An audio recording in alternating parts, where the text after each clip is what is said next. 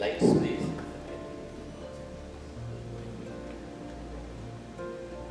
It's a pleasure to be here and give a presentation on something about which I have hardly spoken before: building materials. So today I'm not going to talk about my project, the philosophy behind it, and my thinking process and all that, which I have done so many times. So this is one reason why I accepted Komal's invitation to do so, because I wanted to explore a new subject, and that is building materials. The second reason, of course, was to meet so many friends, fellow architects, whose names were said to me by Komal. Whenever I asked my students as to what was the basic medium of architecture, just like language was the medium for a writer or for a poet, or let's say the notes, musical notes, sa re ga ma pa da ni sa, ya do re mi fa sol la ti, were the medium for a musician. What was the medium of the architect? So many students would say, oh, brick, stone, concrete, wood, and stuff like that. But I always believe that the real medium of an architect is space. And space is basically nirgun, nirakar, that is qualityless, formless, measureless. And what gives it a certain quality, a certain measure, and a certain form are the materials which we use to create this space. So actually, even if you see this, like even gaseous materials like clouds in nature can articulate space. The natural ground, rocks and trees can create that ambient spatial quality which we enjoy. So on our sites too, the existing space prompts us to creatively respond and enhance that space with the materials at hand. This was a project in Hyderabad, like we had these wonderful rocks outside, about 6 meters to 12 meters tall, and they were at the corner of the site. I pursued my clients, government clients, to exchange the land with the farmers. The farmers were happy because they got a better piece of land on this side, and I was happy because I could design my building as a tribute to this wonderful national heritage. This is in Pune proper. This is at behind Vaikunth Mehta is the hill behind Vaikunth Mehta. I was fascinated by that greenery, and our site started here. So what I thought was, let me bring the hill inside the property like this. So see what is happening. The space was there, and then when we build around it, we add a certain quality to that space, a certain ambience to that space. This was the space at my lake house, which was framed and brought into the inside the building with the help of the materials and the forms. This was another site with a beautiful wine tree. It is a very small site. It was only about 500 square meters. And this is what happened to it. So depending on the functions, our design materials create a variety of space, shapes and forms to envelop this space. Space, that nirgun, nirakar space is there, but then we create the outer physical measurable space with our materials.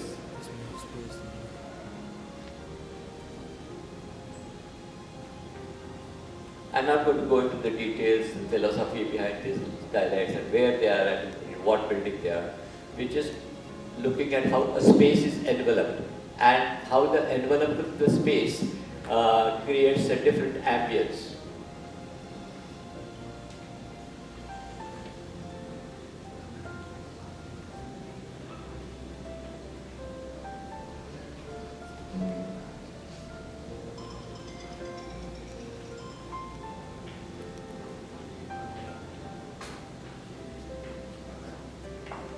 Like throughout the ages, man has built millions of structures, monuments, settlements and buildings with a great variety of materials. We have natural rocks there in Cappadocia, and so many, you can just look at them. Different settlements, different monuments, different temples, places of worship. And we also have the modern buildings. As Ruskin said, we require from buildings two kinds of goodness. We require from building materials two kinds of goodness. The first is doing their practical duty well, and then they should be graceful and pleasing in doing so.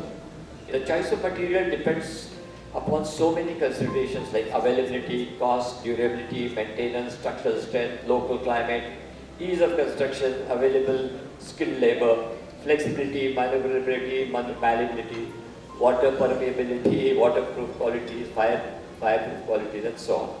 Similarly, this choice of materials is also generated by one's values and priorities in life. Sustainability as against overindulgence and overconsumption. Simplicity as against cluttered gaudy showmanship. Nature-friendly as against the artificial man-made. Commercial versus the sacred. The desired ambience and the emotion it evokes. Thus, though the chosen materials try to express the desired ambience in the physical, tangible outer space, they also become expressions of our psychological, intangible inner space. If you take a look at these are 400-year-old food granaries in Spain. But see the care and concern and respect with which they are made. And they have been made from stone, so that there is no vermin and they don't rot. That is why they have lasted 400 years. Then they have lures on the side which allow good ventilation, but do not allow the rain to come inside. There's a cross on the top which signifies that this is something sacred. Food was something sacred, and it is a gift from God. So that is what it signifies. And then there's a simple detail here that they are raised from over the ground, so that the moisture in the ground doesn't spoil the grain and the food.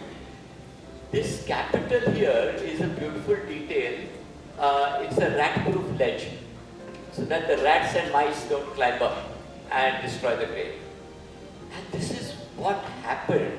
This is the material that was used was because of that inner space which was reverent, which was which had that caring concern. And look at today's go down. This is the food go down today. I mean, we talk about development, we talk about progress. And what materials have we used? They are rusting, they are breaking, there is already leakage inside. Look at the level of the floor. When it floods, the water enters inside, a lot of food. This has happened because our inner space has become commodified. We don't treat food as something sacred, as a gift from God, but we treat food as a commodity which can be sold, bought, or wasted. This is, this is an expression of my teachers of simplicity and restraint, sanyam, which is very important in today's time, as Vivek was talking about the way we are exploiting the resources and all that. This needs very few resources. Against this, this vulgar show of, I don't know. So, look at this simple, this is my living cum dining room at my lake house. And when I sit here, I'm in the living room and talking to all of you. When I feel hungry, I just turn around on this side. I'm at the dining table. And after my food, I can just lie down here. And life can be really simple. But we are complicating it so much. Different rooms, and that way using more and more materials, more and more energy. As against this, so much clutter, so much space, totally closed in, air conditioning. This is my bedroom. This is my bed space at the lake house. This is the Dhangari Jin Mantat Marathi Made. It's a rug made by the shepherds in that area. As against this, I mean, just see how much extra material is consumed here, and how many trees are cut, how many resources are exploited. Look at this as against this. Both are residences. Both are residences. And those are recycled telephone poles, wooden telephone poles which we have used.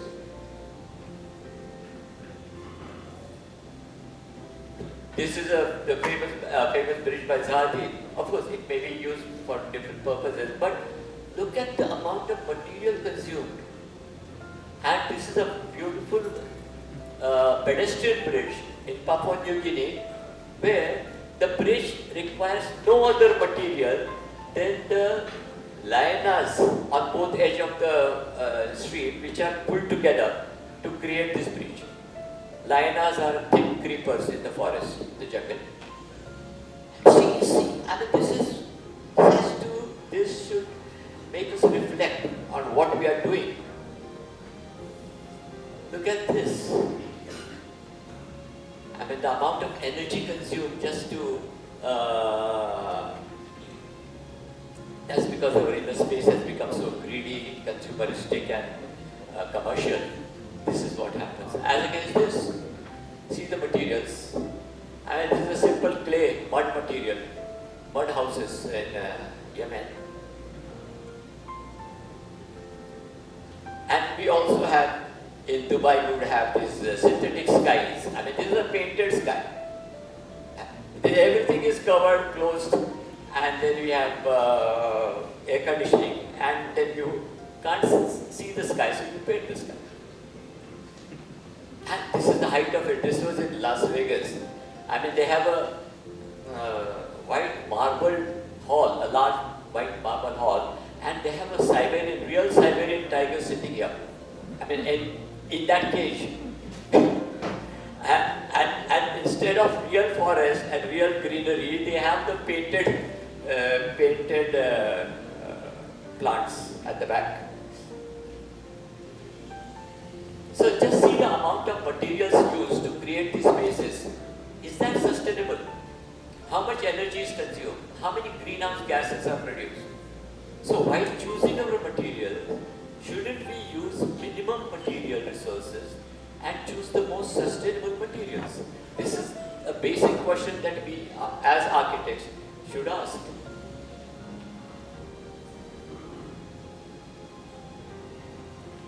Now, this design is made from basically these plastic cups, and 1 million plastic cups are trashed away every 6 hours in commercial flights. Just imagine the amount of wastage. 1 million plastic cups. Then there are 2 million plastic bottles dumped every 5 minutes on this earth.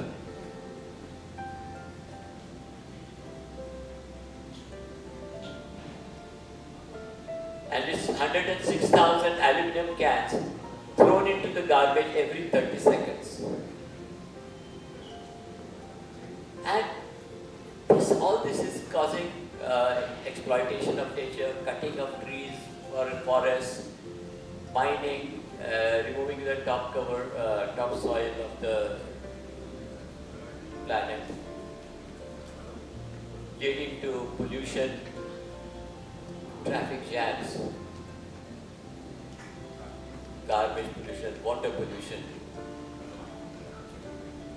endangered species. I mean, disappearance of beautiful species in the bird, plant and animal kingdom. So in this scenario, what should be our role as an architect in reducing the harm that is being caused to Mother Earth and its ecosystems?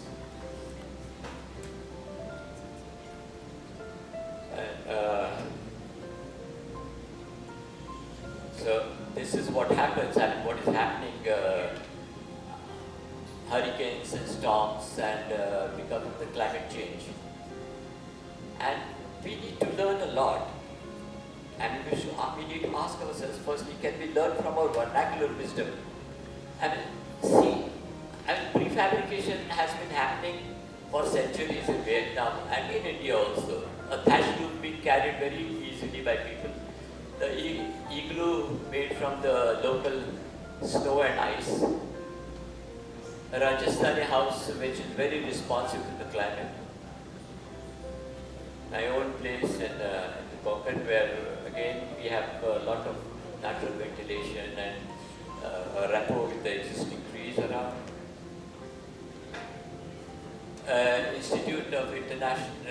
International Institute for Sustainable Agriculture, which is made from the local stone and local thatch. Then can we explore the possibilities of using the materials available at the locally available in that area? This is our Devgarh Beach House, which is made from laterite, which is available within a few kilometers from the place.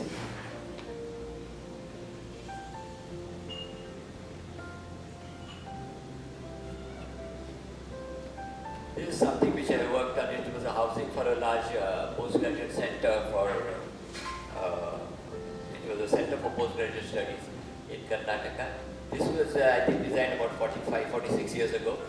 But we used the local stone there, the local granite that was available. And that is what happened. And because of that, I mean, this is the lecturer's quarters, this is the assistant professors. And we had this bridge going across, and which allowed for good interaction with people like this. I mean, the plinth of this house is raised, so the privacy of the house is not disturbed. The bridge is at a lower level. But there are spaces on the bridge where there are alcoves where one can gather and stay and talk. And what you see beyond are the quarters, professor's quarters. Here again, the materials and the shapes can do so many things. Here we have avoided plastic PVC pipes for rainwater ducting pipes. The water from the roof goes onto this gutter and comes down. So the material can be used in many innovative ways, different materials. Here also, again, this is in Pune, this is a drug de-addiction center which we have, where we have used the local Deccan trap or basalt. The sky itself also becomes a part of the vocabulary of this space, because once when I was moving around there, a guy approached me and said, "Are you the architect of this place?" I said, "Yes." So he says, "I was a drug addict, alcohol addict here for 5 weeks. And he said, this patch of blue sky was my inspiration to get well." So this is what space can do also. Because he felt that was the outer world, the world outside, which was sort of beckoning him or calling him to get cured and come out. This is in Kolhapur, again, the use of the natural basalt, the local basalt. Karnataka, use of the Saundatti stone. Again, the stone is, the natural rocks are also used as a part of the landscape. We're talking more about materials, that's why I'm not going into the philosophical part of it or the concept part of it. Again, this was also designed in 1980, long back. And the classrooms, and there's a big auditorium on this side. And they follow the slope of the site. That is why they are stepped, and the gardens in between are also stepped. Same campus.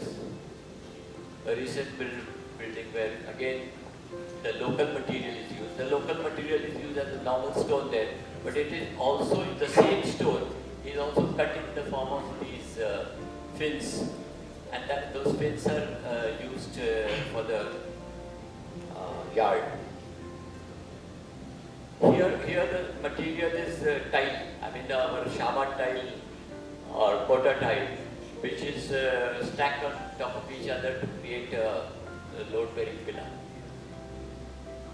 Even for the furniture, I mean, this furniture has been with me for 15 years, or with heavy rain and sun, nothing has happened to it, because this is a natural stone seating that we have at our lake house. In another, beyond local stones, we have gone on various sites, many sites. We have used the stone which was obtained from the site proper. That means we didn't even go outside the gate of the property. Whatever was obtained in that area was used. So this is a farmhouse that we built in near Nagpur, and that stone which you see is entirely obtained from the excavation and from the site. This house was designed around a banyan tree. So according for me, this, which will come to that later, that also is part of my building vocabulary and building materials. Even the flooring here, the flooring is also the same stone, flat pieces of the same stone put on the floor. This is the same site. Again, on this site also in Hyderabad, we didn't get a single stone from outside for the compound wall, for the roads, and also for the building. This was obtained from the boulders that we got during the excavation, and they were broken and used to make the building. On this campus near Pune, a recent campus called Zapurza, it's a museum of art and culture. All the stone that you see here is the stone that we obtained during the excavation.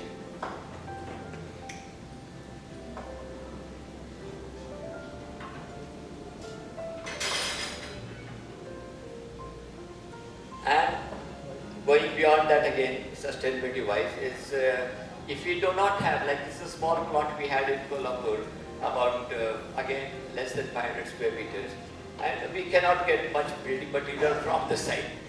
So what we did was we used all recycled materials. Not a single tile on this building is new. No, even the floor tiles here which you see are not new. Then the steel was also brought from the scrapyard. No tree was cut to make this building. All the wood that was obtained was used from the old wood pieces. Even waste tar steel pieces found at our different sites were brought in, and we made the gate and the fencing from the old tar steel. Got old windows and used them, old tiles, old bricks. We washed the tiles and painted them. This is the structural steel. This is the mild steel in the reinforcement in the slab. This is a filler slab with half-cut waste bamboo. This false ceiling is made from packaging wood. So this house has a minimal embodied energy. We sold our large ancestral house because it was very energy intensive, and it was becoming very polluted and congested there. And the money that we got from that, selling of that house, has enriched a fund which we have started called Humane Equity and Dignity Fund, which supports we do thousands of trees of plantation. We've done lots of toilets for the poor people. We've done developed community open spaces, which we are not going to talk about today. But that money, and the reason for shifting to this small house was that wood from wood pieces like this, and this was an old door frame, a carved door frame that we found in a village in a dilapidated house. We bought that, and it is put on our entrance door. So the wood inside our building, the flooring and all that is absolutely, totally recycled. Even if you go to these people, the flooring people, tile people, and ask them what are the pieces which you don't want, they will show us the rear yard, which had all the broken pieces, damaged pieces. And so he said you could pick up from there. So this is Vita Gold, natural stone picked up from here. And then whatever we a small piece, even the small piece was used, and the big pieces were also used, and that formed a pattern in our house. Even in the toilet, there are eight different kinds of vitrified and ceramic tiles used here, and that is the beginning of the toilet. And now we have pan creepers going inside. So after our food, we go and have pan from there, or betel leaf. Now, somebody was talking about, what was that? I didn't forget the figure. 60 lakh bath or 20-40 lakh commode or something like that. This bathroom cost me about 20,000 rupees. We got these kind of pieces to make our paving from old buildings which were demolished. Then broken stone pieces were used to make the paving in the garden. So can we use each resource and space available with us in multiple innovative ways? Like the common man's, can the common man jugaad inspire us? I mean, actually we can seek inspiration from everything around us. I mean, the common man jugaad is a special example. Look at this guy. And it's an old Coca-Cola crate, but it's been used for selling corn, makkah, putta. And that is the case again which has been used to make a seat for the kids. Very innovative. And if this was the case that if there was no third star, they would play cricket in the West. In UK or US, they will not play. Stumps nahi hamare paas. We don't have stumps. But look at these our creative young guys. They have made those stumps. And this guy having a nap on the small scooter rate. Or our house, in Kolhapur also, we have got these wooden battens which shade the house also during the afternoon sun. And they are also used as creepers to shade the house as well as to give us vegetables, beans and other things. So our house, the walls become our kitchen garden. For the past 10 years, we have not drunk any water from the corporation, municipal corporation. We have a special rainwater harvesting tank here, and that serves us till the rain start in June. We have the solar heaters, we have the photovoltaic cells, we have a large rainwater harvesting tank below. So resources, again, we were talking about, can we save as many resources as possible by the judicious planning as well as special interventions. Now our house and my office and my house, both of them are not air conditioned because I feel our body is capable of sustaining or modifying itself, and we have different mechanisms to cool ourselves. Like here, this is our bedroom in our city house in the rainy season and in winter. And from these slides, you would also notice from my own, our own houses and bedrooms and living rooms, like simplicity is very important. And simplicity happens when there is a certain fullness within us. And why does that fullness happen within us? When we feel ourselves as this fullness of life. When we experience ourselves as nature, we experience ourselves as this wonderful oneness and fullness, then the need to gather more or need to get more, the insecurity disappears, the dishonesty disappears, and these kind of things disappear, and then simplicity happens. So this is our bedroom in summer, winter and rainy season, and that's our bedroom, same house, on the beach, on the terrace. And it is very pleasant there. In the mornings, early mornings is 22, 23 degrees temperature. It's summer. And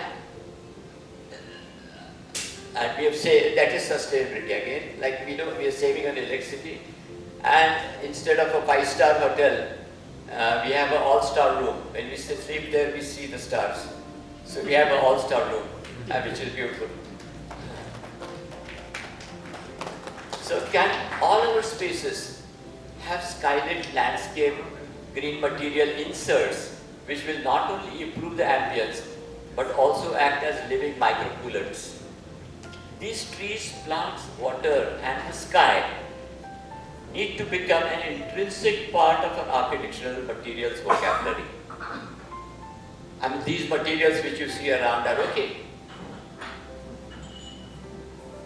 Okay, but can we have materials which we have been talking about, which are local, outsourced from the site, and also can trees and the green become our material, part of our material palette? You see, this is the 550,000 square feet hospital. Actually, the hospitals on this side are almost about 12 lakh square feet, which we have made. But not a single artificial light is running, opening, and there's no air conditioning.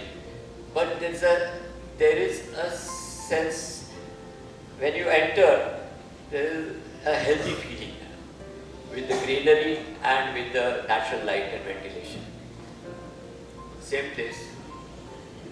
Another city hospital in a very small tight site, where again no air conditioning, no electrical lights, all natural light and a beautiful draft of natural ventilation comes from the west side from there. This was a building for the TIFR, this computational mathematics lab, where they work on the language of computers, algorithms and all that. So that director, when I talked to him, he had a typical idea of new infotech building with a glass and aluminum ACP and other glass clad building. But when I told him, let me see the site. When I went to the site, I saw these beautiful trees, and I asked him, why can't your scientists sit under a tree and work? He was taken aback. And I said, then he thought about it and he said, okay, I'll give them high-end computer laptops and they can sit and work here also, and it can be a sense of relief. So they can work inside as well as work under these natural materials. The birds also seem to have liked the space and they made their nest there. Another space where we've tried to make green an important part of the design. The existing tree on the site, the mango tree, which has become a part of the family. One of the family members wrote a beautiful poem on that tree, mango tree. The project which we saw earlier, the way that courtyard is being used. In this case, again, this tree is the focal point around which the learning living cluster happens. And this tree, to me, this tree is a very important design element and is a part of the design vocabulary or space making vocabulary. And another interesting thing which happened here was when I went there a few years later. When I went there after a few years and I was talking to the teachers, and I asked them how they felt in this space. They said, oh, we are very happy, the kids are very happy and all that. And she gave me an example. She said that I had given the kids an essay to write, and the topic of the essay was my best friend. And more than half these students, wrote an essay on this tree as their best friend. So this is what architecture can do. I mean, that because of that, I mean, these kids, the kind of rapport these kids have developed with this tree in their formative years will make them hesitate to cut a tree when they grow old. Here the earthen mound with the lawn also becomes part of my building material. The existing trees, the earthen mound. mount here. Here also, like normally it's a conference hall, so instead of making a closed walled space, we retain each and every tree in this building, in this office building, and the green outside, and with the natural stone materials, stone and green, they become part of the, and they create the beautiful ambience inside the conference room. Instead of putting a printout of some landscape or this thing from some Europe or somewhere, you know, this is a natural space available. This is again the stone material that I was talking about, the natural stone fins which we have used. This is our bathroom at the lake house, where again the flowers and the greenery there add a new dimension to that space. And this bathroom has cost us less than 40,000 rupees, not 40 lakhs as for the commode.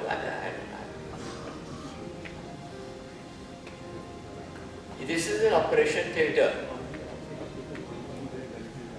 This is an operation theatre in a craniofacial hospital, where this wall is made from the green material. There is double glazing, so no sterility is compromised.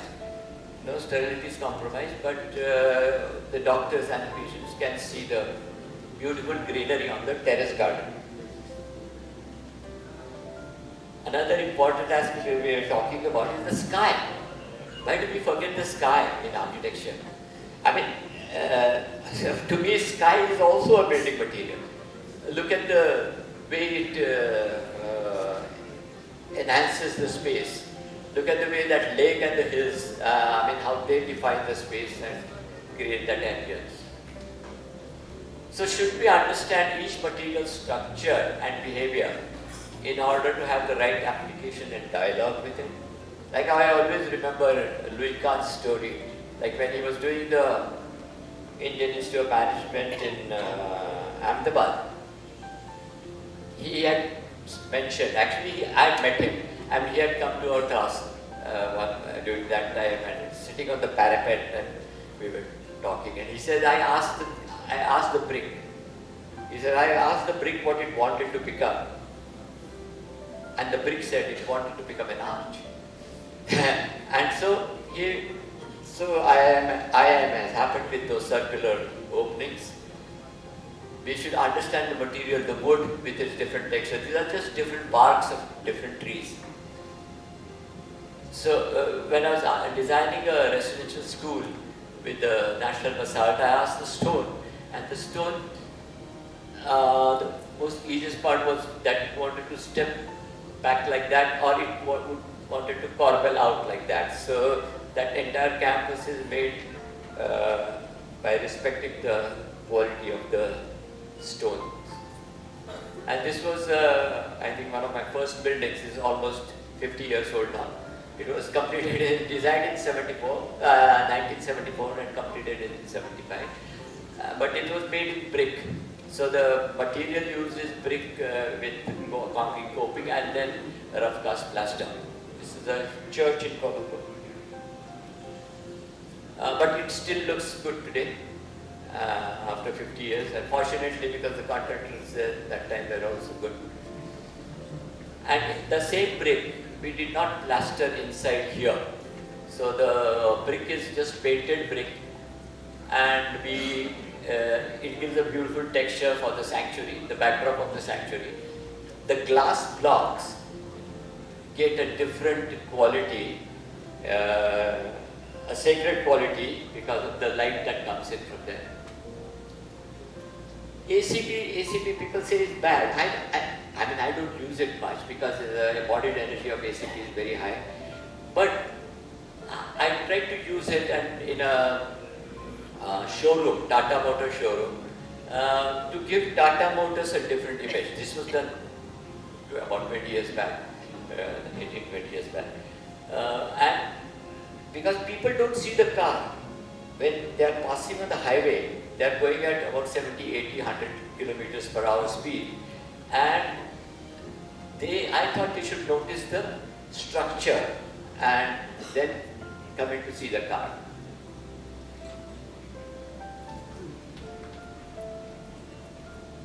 So this is, I think, the way the ACP and the glass could be used instead of using the ACP only as a cladding material. Look at the way here it is used. I mean, this is how ACP is being used everywhere. The way glass is being used. Glass also is a wonderful material. So I decided to use glass for the backdrop in order to give symbolic importance to these rocks, to pay my tribute to these rocks, to ephemeralize the building with the reflections which vary throughout the day, and mainly there is a passage around the glass. There is no work area, I mean functional area inside. There is only a passage. So when people are moving in the passage, they get this beautiful view of the rocks all the time.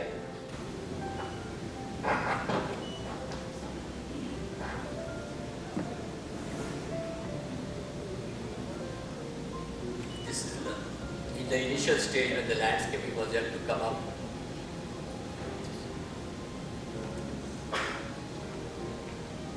The rocks are seen from inside the building because of the glass, because of the beautiful transparency that glass offers us. The lake is seen from my studio because of the glass. Instead of using it in this manner, because I thought it could be used. Because here when you look out of the glass, you see more and more buildings and get the heat and the things inside. In this building, we have used natural stone for the flooring, and for this surface, we've used glass mosaic because of less maintenance. This is Mysore. Here we have used stone-based and local stone, but at the same time we have used full local stone pillars with these beams. And in those stone beams, we have made holes. And through the holes, we tied GI wires so that they were later covered with creepers like this. So it became a very beautiful covered passage. And here we have used shade. So are the future materials that are being developed truly beneficial and sustainable? Shouldn't we be discriminating in adopting them in our buildings? Question mark. We have this 3D printing which may become popular. I don't know, it has not yet become very popular. Then one could have aluminum foam, which is lighter and consumes less material. Then there are bioplastics. There is cross-laminated timber,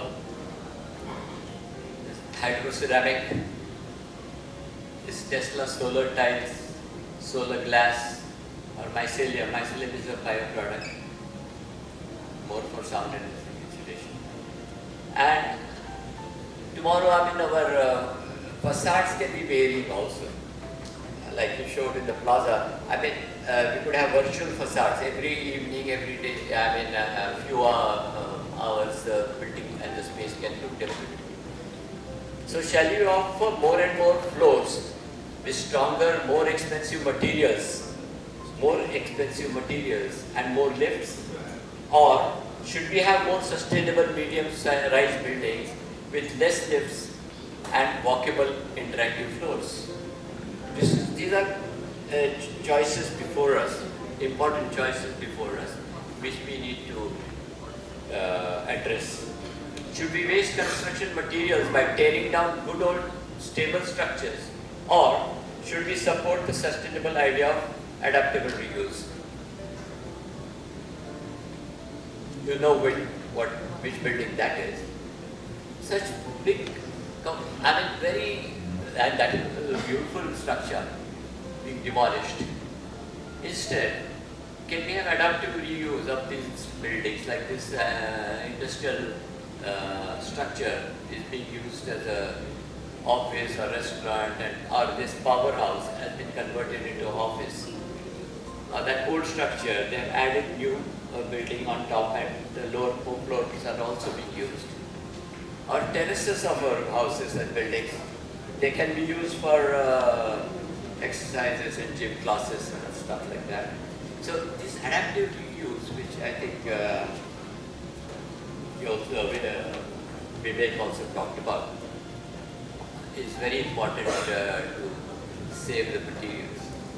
With the paucity of space in the city, should we spread ourselves into large, separate, much material consuming, non-sustainable spaces, or can we live comfortably in a smaller space that is flexible and adaptive? So, sound hai na bhaiya?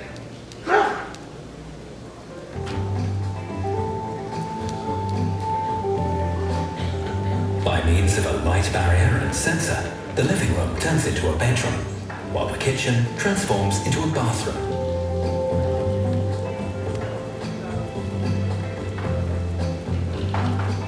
A dining table suddenly appears where a desk had been standing. And now the research project has turned into a commercial startup. It's called Ori Living, from origami, and it has already raised over $20 million in investment capital.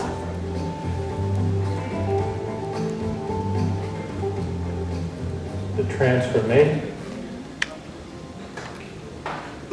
Would the future scenario mean adding 2 more layers of flyovers with twice the number of vehicles and great material cost? Or would it have lesser flyovers with lesser vehicles and a much better, more energy efficient public transport? These are very important questions and which are concerning materials. Just look at the material that is being used here. Or this. I mean, lesser cars on the street, but very efficient public transport. Can we as architects help in paving a new way towards a better tomorrow? Now that we realize the importance of choosing the right material for the well-being of our space as well as that of our planet Earth.